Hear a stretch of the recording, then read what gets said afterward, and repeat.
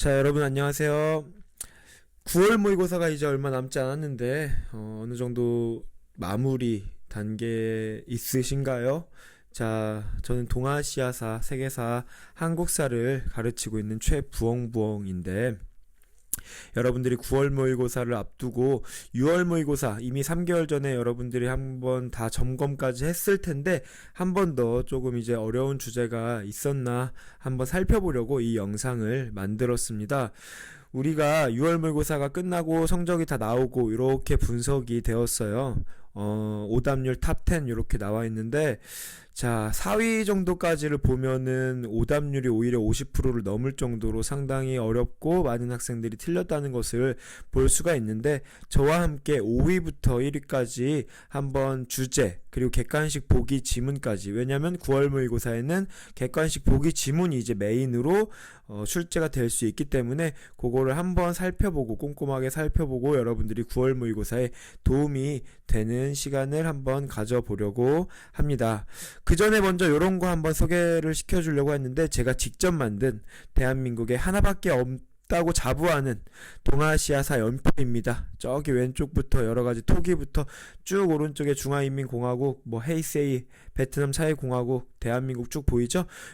모든 이제 동아시아의 그 표를 이렇게 길쭉하게 한번 만들어 봤어요. 자, 안 보이시나요? 크게 보면 이게 A4 용지 3개로 구성된 건데 1페이지 이렇게 나와 있고요. 2페이지 그리고 3페이지 가로 세로 세로로는 이제 여러분들이 시기를 잘 파악할 수 있게끔 또는 가로로는 그 하나의 국가마다의 역사적인 그 흐름 알아볼 수 있게 만들었는데 여러분들이 혹시 필요하면 댓글로 메일 주소 같은 거 남겨주시면 제가 PDF 파일로 보내드릴 테니까 한번 그렇게 참고하면 좋겠고요. 아니면 캡처해서 화질이 괜찮으면 활용해도 될 것 같고요.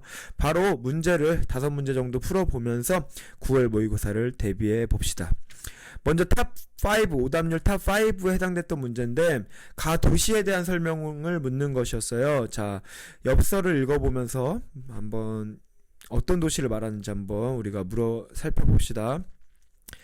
자, 좀 급하게 만드느라고 지금 제가 좀 말이 더듬는데 최대한 실감나게 한번 해봅시다. 자, 누나에게 나는 난징 조약으로 개항한 뿅뿅뿅을 답사 중이야. 어떤 도시인데 난징 조약으로 개항을 했대요. 항구가 열렸다. 나라의 문이 열렸다. 난징 조약. 일단 중국 청나라라는 걸 알 수가 있겠죠? 난징 조약으로 개항을 했다. 1차 아편 전쟁이 끝나고 개항한 얘기가 쭉 나오겠네요. 지금은 조개가 있대요. 자, 난징 조약으로 여러 항구가 개항했는데 그 와중에 조개가 있다. 조개라는 거 한국사에서는 거류지라고도 표현을 합니다. 그 외국 상인들이 자유롭게 활동할 수 있는 그런 지역, 특수한 지역을 말하죠. 자, 황푸 강가에 와이탄에 와 있는데 아직도 그 당시 모습이 남아 있어. 오후에는 자, 여기까지도 좀 여러분들이 이제 긴가민가 헷갈리고 여러 도시들이 중국의 도시들이 생각이 났을 건데 여기 또 결정적인 힌트가 등장하네요. 대한민국 임시정부가 사용했던 청사 건물. 대한민국 임시정부가 머무른 지역은 많아요.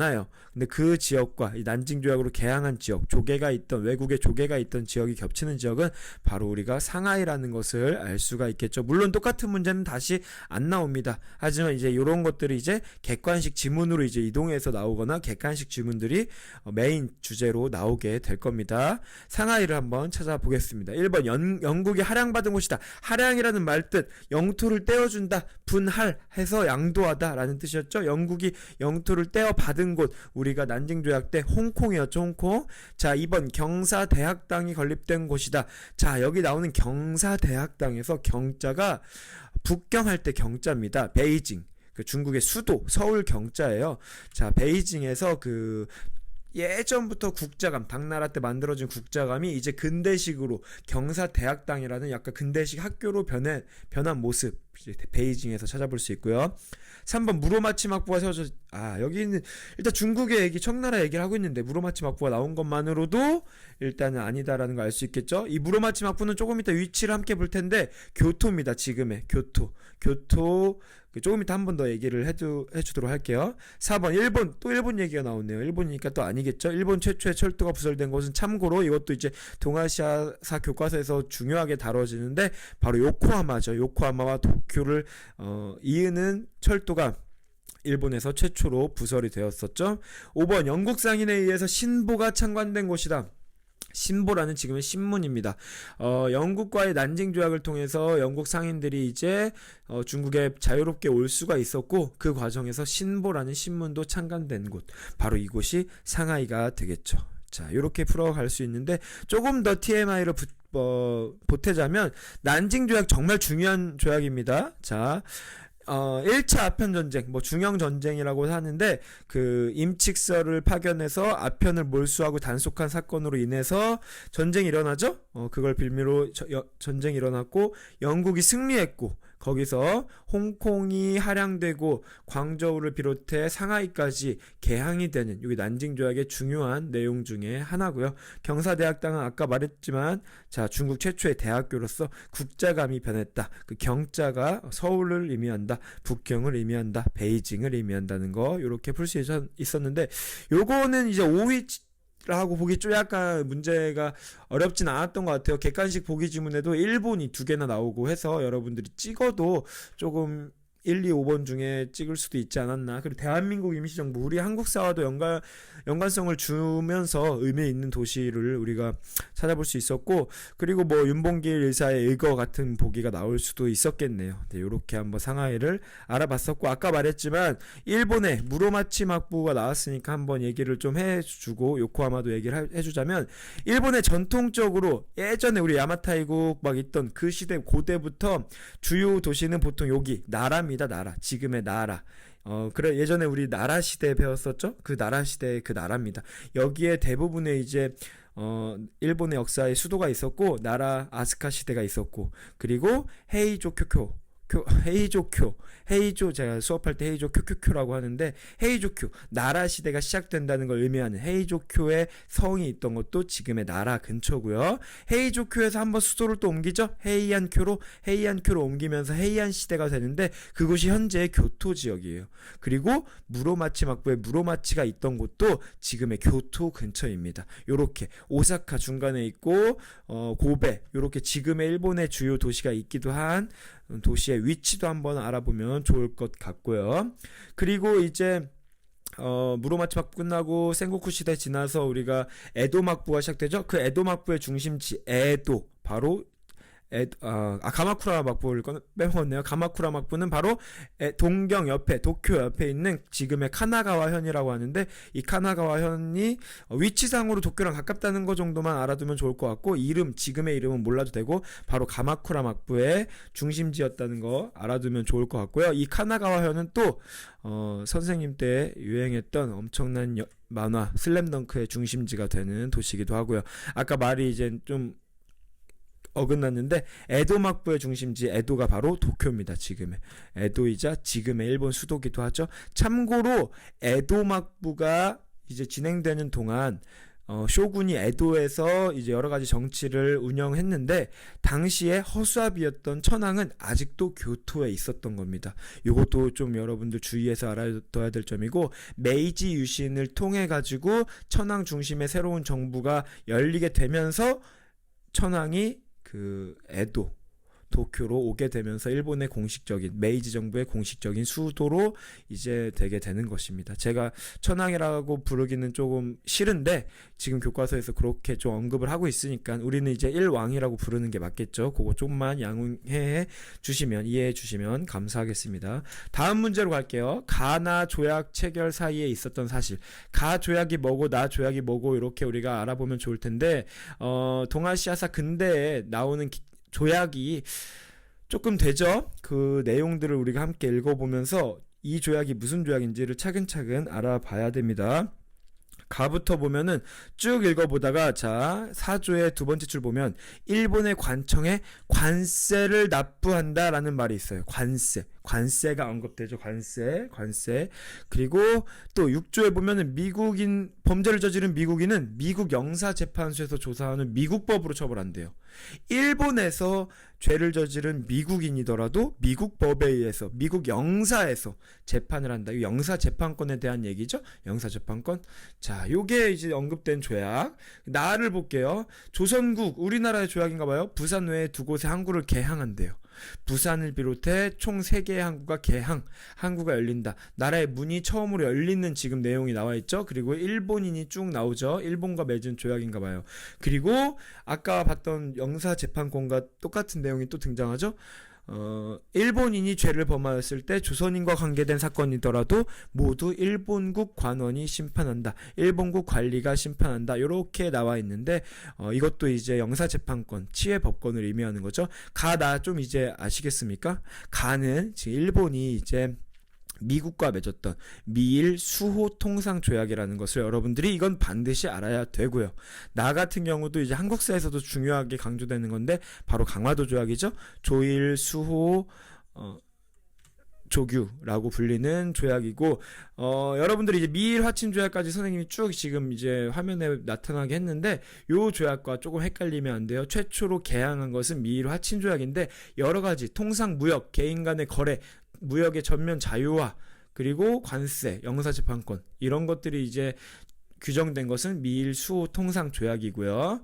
강화도 조약은 뭐 헷갈릴 게 없다고 생각이 됩니다. 요 조약, 가와 나 조약을 이제 알았는데 요 조약 사이에 어떤 조약이 있었을지를 우리가 어떤 일이 있었는지를 차근차근 살펴보면 되는데 요것도 뭐 특정 물론 연도를 외우면 문제를 빨리 푸는데 좋긴 하지만 지금 이 조약들의 성격을 보면 이제 막 개항하는 시기라는 것을 여러분들이 아는 게 좀 더 중요할 것 같아요. 지금 조약과 조약 사이에 약 20년이 좀 안 되는 시간이 있는데 이제 막 일본이나 조선이 개항을 하는구나. 이제 막 개화, 근대화의 길로 접어드는구나. 요거를 좀 여러분들이 느끼고 객관식 보기를 봤으면 좋겠어요. 1번 신축조약 같은 경우는 의화단 사건을 처리하기 위해서 지금 여러 주요 열강, 서양 열강들과 체결됐던 베이징 의정서라고도 불리는 조약이죠. 시기적으로 뒤에 해당하는 부분이고 2번 응우의 왕조. 자, 우리가 베트남은 좀 등한시 될 수 있는데 베트남의 왕조 변화를 한번 읽어보고 하자면 반어남 쭝은 중국의 이제 지배 기간입니다. 응딘내리 쩐에 쩐왕조 레왕조 요렇게 가고 그 다음 마지막 왕조가 바로 응우엔 왕조예요. 응우엔 왕조 우리나라 조선 후기 때 딱 들어선 마지막 왕조고 쭉 이제 이어지다가 근대기 때는 프랑스 점령을 받는 프랑스령으로 이제 있었던 베트남의 역사 응우엔 왕조가 성립된 것은 매우 훨씬 이전이라고 볼 수 있죠. 자, 동학농민운동이 일어난 것은 이제 우리나라 기준으로 말해서 강화도 조약을 비롯해서 여러 가지 우리가 개화를 막 펼쳐나가고 이모군란도 있었고 갑신정변도 있었고 막 개화의 속도를 조절하면서 막 개화를 하다가 농민들의 이제 삶이 힘들어지는 1894년 농민들이 이제 전라도 고부 밀란을 시작으로 일어났던 사건이고 요 동학농민 운동 때문에 청나라 군대, 일본 군대가 우리 한반도에 상륙해서 청일 전쟁을 일으키고 그때 승리한 일본 그리고 일본의 이제 우리나라 경복궁도 점령하고 일본 중심의 여러 가지 개혁, 가보 개혁이 펼쳐지는 이렇게 흐름으로 이어지는 거죠. 동학농민운동은 좀 뒷부분이라고 보면 되겠고요. 지금 일본은 이제 막 개항하는 시기라고요. 알겠죠? 4번 청일수호 조규. 요게 바로 일본이 개항을 한 이후에 청나라와 조약을 최초로 맺게 되는 일입니다. 요 4번이 정답이 되겠고 요렇게 이제 청나라와 조약을 맺고 이제 우리나라와도 조약을 맺게 되는 겁니다. 강화도 조약을. 알겠죠? 5번 메이지 헌법이 제정되었다. 자, 우리나라와 강화도 조약을 맺은 일본은 차근차근 여러 가지 이제 또 그 내부의 개혁을 펼쳐가는데 그 과정에서 제국의회라는 걸 설립하고요. 메이지 헌법이라는 걸 만들면서 자유민권 운동의 흐름 속에서 이제 나름의 그런 민주주의의 근대화를 조금 이룩하려고 노력을 합니다. 그 시기 좀 더 뒷부분에 해당되는 시기라고 보면은 되겠습니다. 이렇게 연도를 다 적어주긴 적어뒀지만 찍더라도 저렇게 이제 막 개항하는 시기라는 그 느낌을 여러분들이 조금 알았으면 좋겠고요. 연도를 외우기보다는 전체적인 흐름을 한번 살펴보는 게 좋을 것 같고 청일수호 조규가 좀 낯설 수도 있는데 한번 나왔으니까 조금 더 살짝 얘기를 더 하자면 서로 동등한 조약이었어요. 우리가 보통 개항이 강제로 서양에 의해서 강제로 되면서 불평등한 조약이었는데 청나라와 일본은 동등하게 서로가 최애국 대우를 그리고 서로가 영사 재판권을 규정한 서로 동등한 조약이었습니다. 이것도 참고하면 좋겠고요. 일본 얘기도 아까 메이지헌법 얘기 나와서 조금만 더 TMI로 말을 하자면 일본 근대화 메이지 유신 관련해서 전후에 이렇게 상황이 펼쳐진다고 보면 되겠습니다.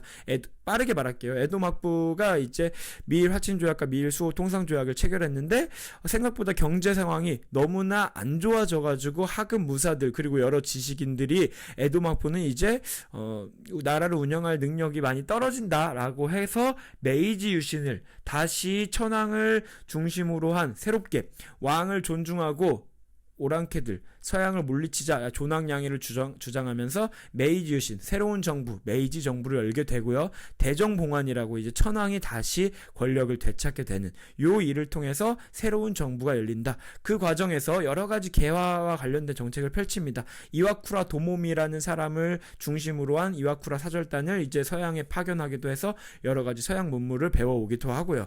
요때 청일수호 조규가 체결되기도 합니다. 1871년에 우리나라에서는 그 당시에 신미양요 흥선대원군이 미국 군을 무찌르고 신미양요 그리고 척화비 전국의 척화비를 세우면서 통상수교 거부 정책, 쇄국 정책이라고 불리는 통상수교 거부 정책을 더더욱 확고히 하는 시기가 되겠죠. 그리고 그 이후에 이제 일본 내에서 정한론, 한국을 정벌하자 그런 분위기가 형성이 되고 강화도 조약 이 체결되고 일본 내에서 자유민권운동, 근대 국민국가를 수립하는 흐름이 나오게 되면서 제국의회가 설립되고 메이지 헌법이 이렇게 만들어진다라는 흐름 캡처 하면 좋겠습니다.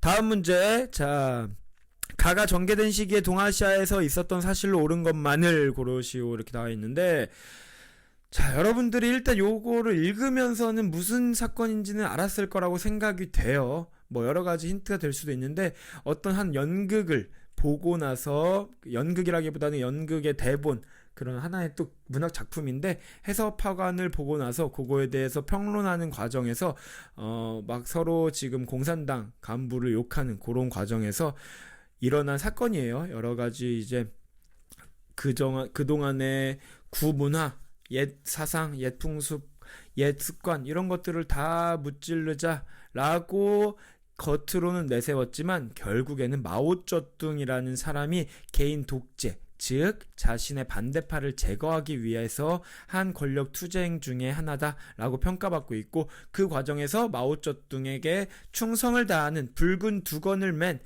어린 사람들도 엄청 많았죠. 홍위병들이 중심이 되어서 그렇지 않은 사람들을 이제 마오쩌둥을 반대하는 사람들을 강제로 탄압하고 사람도 많이 죽인 사건 바로 문화 대혁명 사건에 대한 얘기가 이렇게 이제 전개가 되는 건데 자, 이 사건이 있었던 시기에 동아시아에 있었던 사실 요 문제는 여러분들이 뭐 다양한 기출문제나 여러 가지 문제를 풀어봤는지 모르겠지만 좀 자주 등장하는 그 시기 문제예요. 자, 10년 정도 동안 이제 지속이 되는데 1976년에 끝나는 거는 이제 마오쩌둥이 그때 죽게 되면서 문화 대혁명이 이제 끝나게 되고 그 이후에 덩샤오핑 등소평이라는 사람이 권력을 잡게 됩니다. 요런 간단한 흐름만 보고 특히 요 부분은 항상 우리나라와 대만 그리고 전 세계적인 흐름과 함께 이제 묶어서 시험에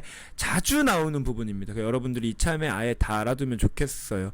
기억니은 디글레어를 쭉 같이 이제 연도를 알아보긴 할 텐데 연도를 외우기보다는 함께 어떤 사건들이 묶여 있는지 한번 주목해 보세요. 자, 중국과 일본이 수교한 거, 중1이 수교한 게 국교를 수립한 게 1972년입니다. 아까 우리 청나라와 일본이 최초로 조약을 맺은 게 청일 수호 조규 1871년이었는데 한 101년 만에 이렇게 중국과 일본이 수교하게 되고요. 타이완에서 계엄령이 해제된 것은 장개석이 사망한 이후에 이제 민주주의에 대한 바람이 불어오는 1987년입니다. 우리나라의 민주화 운동 중에서도 1987년이 의미가 있죠? 그것과 관련해서 여러분들 같이 알아두면 좋을 것 같고요.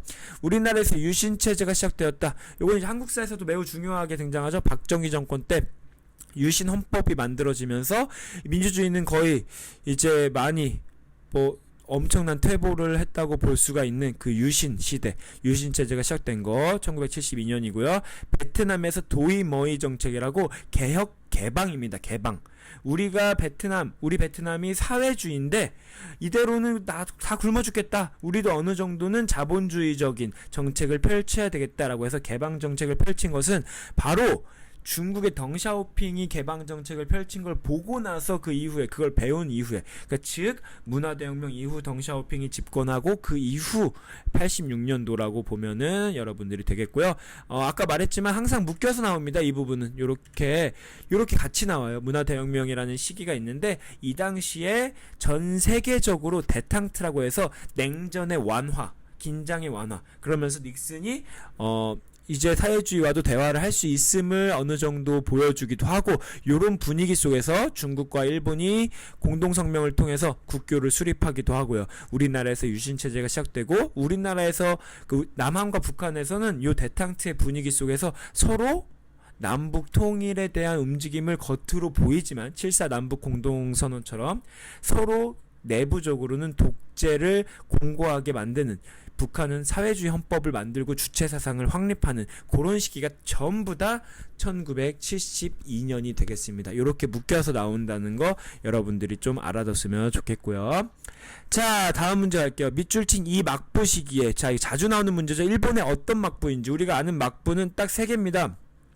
가마쿠라 막부, 무로마치 막부, 에도 막부. 기억 니은 순서대로 다행히 이렇게 진행이 되고, 각각 어떤 사람들이 이제 그 막부를 시작했는지 정도는 알아두면 좋겠고, 어떤 시기, 당시에 동아시아에 어떤 나라들이 있었는지는 좀 알아두면 좋겠고요. 자, 어찌됐든 이 막부에 대한 힌트 한번 사료를 읽어보면서 찾아볼게요. 이 막부는 자국의 다이묘, 무사와 상인 등에게 해외 도항이란 말은 건너간다는 거죠. 바다를 건너 문서를 발급했대요. 느낌이 옵니까? 자, 여러 가지 문서가 이제 등장하는데, 우리가 아는 문서 여러 가지 있죠. 가마, 또 뭐 주인장 또는 심패, 이런 문서들이 있는데 그런 문서 중에 하나인가 봐요.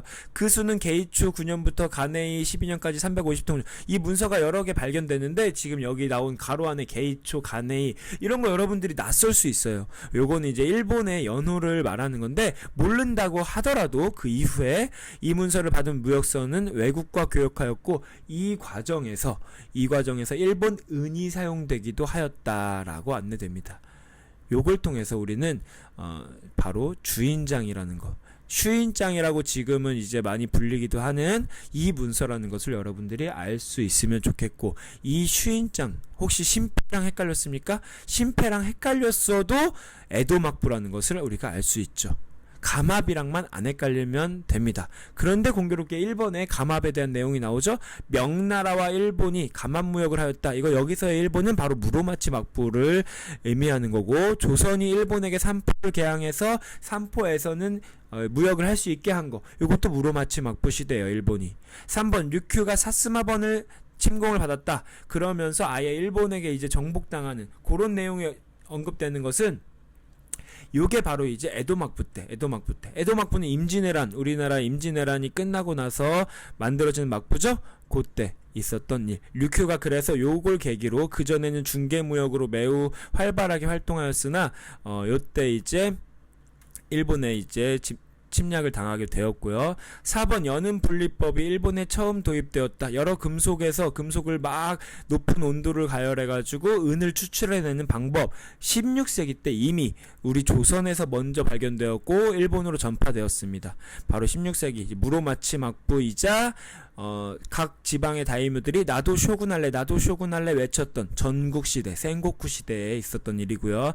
5번 정화의 대선단이 아프리카 동부까지 항행하였다. 이 정화, 명나라 영락제의 얘기죠. 명나라라고 무조건 X치지 말고, 지금 이 문제는 이 시기 동아시아 상황이니까 꼼꼼히 일본 기준으로 한번 얘기를 계속 확대를 해야 돼요. 명나라 영락제이자 명나라 영락제 때 일본과 조공 책봉 관계가 맺어지고 무로마치 막부가 감압무역을 하였다까지 이어지는 그 스토리잖아요. 그 흐름이잖아요. 그러니까 무로마치 막부라는 것까지 여러분들이 알아야 되겠고요.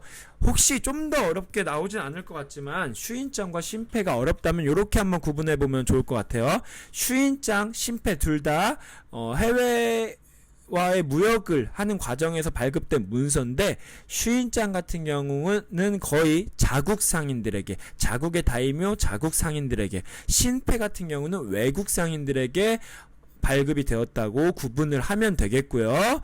이 또한 또 이제 스토리가 있어요. 흐름이 있습니다. 일본에서 은무역이 활발해질 때 에도 막부에서 일단 지금 나온 사료처럼 슈인짱, 주인짱을 발급을 했는데, 그 과정에서 각 지역의 다이묘들이 성장하고 무역이 매우 활발해지면서 일본의 은이 외국으로 많이 유출되고 청나라로도 많이 유출되면서 이거 좀 어느 정도 제한해야 되겠다라고 하면서 이 주인짱이 아니라 새로운 문서를 발급하면서 조금 무역을 제한합니다. 그때 발급된 게 바로 신패예요. 그 일본으로 들어오는 외국 상인들에게 신패가 있어야 무역을 할 수 있게끔 허락하는 문서입니다. 이런 흐름으로 이어지고 이제 은무역 대신 다른 화폐, 다른 금속의 화폐로 결제하는 시스템이 만들어지게 되는 것입니다. 알겠죠? 이런 흐름까지도 여러분들이 알아보면 좋겠네요. 자, 이제 마지막 문제인가요? 밑줄 친 지금의 시기를 연표해서 옳게 고른 것은, 이 문제가 지금 가장 많은 친구들이 틀렸는데 한번 차근차근 읽어볼게요. 일단 지금이 언제인지 보는 거예요. 지금 일부 세력은 우리의 계속된 승리에 도취하여 어떤 대가를 치르더라도 끝까지 싸우고 싶어한다. 그러나 그들은 프랑스군의 철수에, 자, 프랑스군의 철수에도 조금 이제 느낌이 오십니까? 프랑스 한 번 더 등장하네요. 숨겨진 책략은 보지 못한다. 그들은 북위 17도선의 군사 분계선에만 분노할 뿐. 이것도 엄청난 힌트가 되겠습니다. 미국이 등장하네요. 미국의 의도는 알지 못한다. 지금으로부터 9년 전 우리가 공화국을 수립하였지만 9년 전에 지금 이미 어떤 나라가 지금 성립이 되었대요. 근데 전쟁은 여전히 하고 있다 하면서 쭉 나오는데, 지금 이 연설을 한 사람이 지금 누굽니까? 호찌민이래요. 호찌민. 베트남. 옆에 베트남이라고 나오고. 호찌민이 베트남의 지금 지도자 호찌민이 지금 요런 연설을 한 건데, 지금 이제 베트남의 역사라는 걸 알 수가 있겠는데, 쭉 내용을 살펴보면 지금 이 시기가 언제냐? 자, 베트남이 1945년 2차 대전이 끝나고 베트남 민주공화국이라고 사회주의 국가를 수립을 했는데, 남쪽까지 그 국가가 영향력을 끼치지 못했어요. 여전히 프랑스의 그 세력이 남아 있었고, 그 영토를 차지하려고 이제 많이 전쟁도 치르고 했죠. 그 과정에서 이제 미국도 개입을 하고요. 그러다가 그 전쟁이 지속되는 과정에서 어느 정도 전쟁이 멈춰야 되니까, 제네바라는 곳에서 발표를 합니다. 일단은 북위 17도선을 기준으로 그 위쪽, 북쪽만 먼저 투표를 해서 국가의 수립을 이제 이어가고, 남쪽은 여전히 미국, 프랑스가 영향력을 끼치겠다. 요런 식으로 그 사건이 있고 난 다음에 연설이 되겠습니다. 9년 전이라고 지금 나온 거 보니까 1945년에 그 베트남 민주공화국이 수립되고, 9를 더하면 1954년이라는 또 숫자적인 힌트도 나오지만, 연도를 모르더라도 제네바 협정이라는 거, 북위 17도선, 요런 이제 군사 분계선이라는 거에서 힌트를 찾을 수 있겠고요.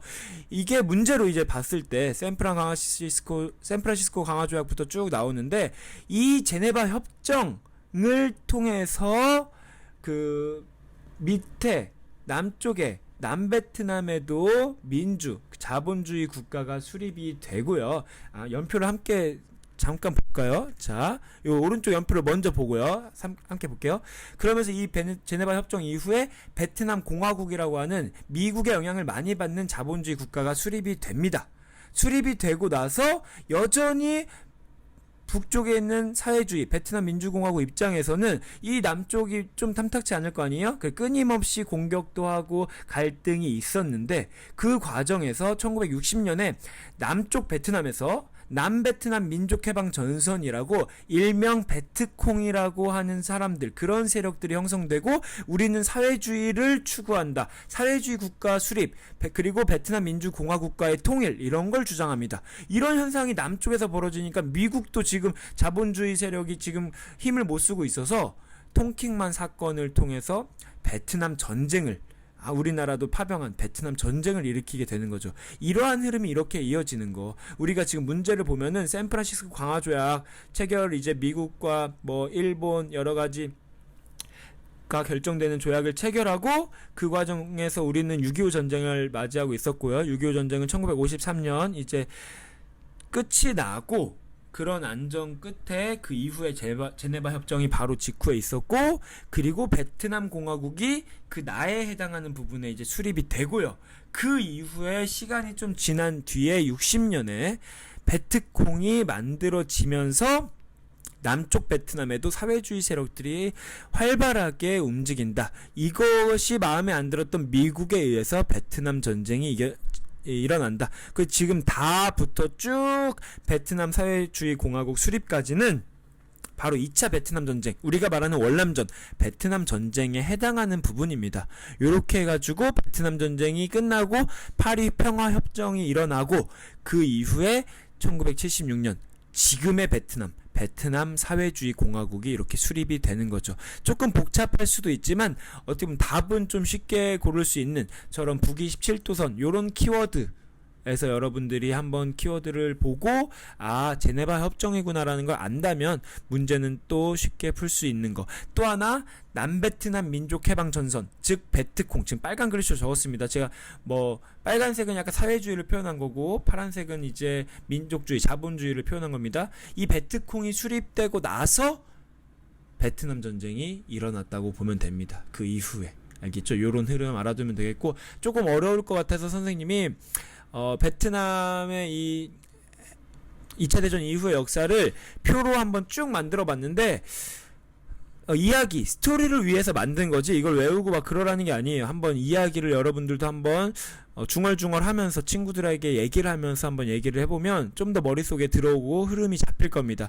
좀 많이 글자도 많고 복잡한데 조금 속이 안 좋아지실 수도 있거든요. 한번 좀 속 좀 물 한 잔 마시고 한번 보세요. 토하지 마시고요. 자, 보면 요렇게 지금 맨 위 왼쪽에, 자, 토하시고 계세요? 자, 토하지 마시고 맨 위 왼쪽에 보면 1945년 8월 2차 대전이 끝난 이후에 베트남 제국이 이제 베트남 제국이라고 하는 그 프랑스랑 인도차이나 그리고 일본이 지배했던 그 베트남 제국이 멸망한 이후에 해방이다라고 하면서 호찌민이 베트남 민주공화국을 수립하는 그 말풍선 보입니까? 오른쪽 위에 그거부터 해서 오른쪽은 공산주의 사회주의 계열, 왼쪽은 자본주의 계열. 즉 다시 한번 오른쪽은 북쪽의 베트남에 해당하는 내용, 왼쪽은 그 남쪽에 해당하는 내용, 요렇게 우리가 살펴보면 되고, 가운데 노란 주요 사건들을 통해서 쭉 흐름을 살펴보면 되겠습니다. 말을 해줄까요? 좀만 이야기를 해보자면, 이왕 한 김에 일단 캡처하실 분 캡처하시고요.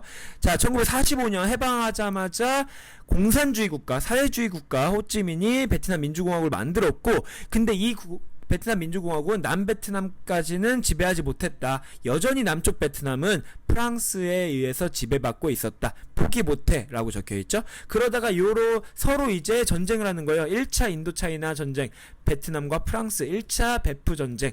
베프는 아닌데, 베스트 프렌드 아닌데, 아무튼 요 전쟁이 일어나고, 이 전쟁이 있는 과정에서 중국도 수립이 되고요. 이 중국이 수립되면서 공산주의 국가 중국이 수립되면서 베트남의 사회주의 국가가 수립되는 게 더 좋겠죠. 그러니까 그 북쪽의 베트남 사회주의 국가를 인정한다는 말도 하고요. 그 과정에서 이제 미국이 개입하게 됩니다. 중국 소련과 이제 조금씩 냉전 체제가 강화가 되는 거죠. 우리 6.25 전쟁을 통해서도. 그러면서 남베트남의 독립을 응원한다라고 되는 이런 이제 멘트를 날리는데, 그 과정에서 디엔비엔프 전투라는 전투를 통해서 북쪽 베트남이 강한 매우 우위에 서게 되는 전쟁의 흐름이 이어지고, 제네바 협정을 통해서 일단 전쟁은 일단은 그만하자, 정전하자, 일단 지금 상태로, 어떻게 보면 우리 6.25 전쟁의 끝부분과 비슷합니다. 일단 지금 남북이 나눠진 상태로 그만하고, 그 과정에서 북쪽에서는 공산주의 국가 선거도 하고 북위 17도선 기준으로 잘 살자라고 우리 문제에 나왔던 그 멘트가 여기서 나오는 거고요. 남쪽은 여전히 미국이 남베트남을 자본주의 국가로 만들려는 욕심이 있었고요. 그렇게 돼가지고 북쪽에는 베트남 민주공화국 여전히 이제 있는 거고, 남쪽에는 베트남 공화국이라고 미국의 영향력 아래에 있는 이제 국가가 있는 거고요. 그 과정에서 아까 말했지만 1960년에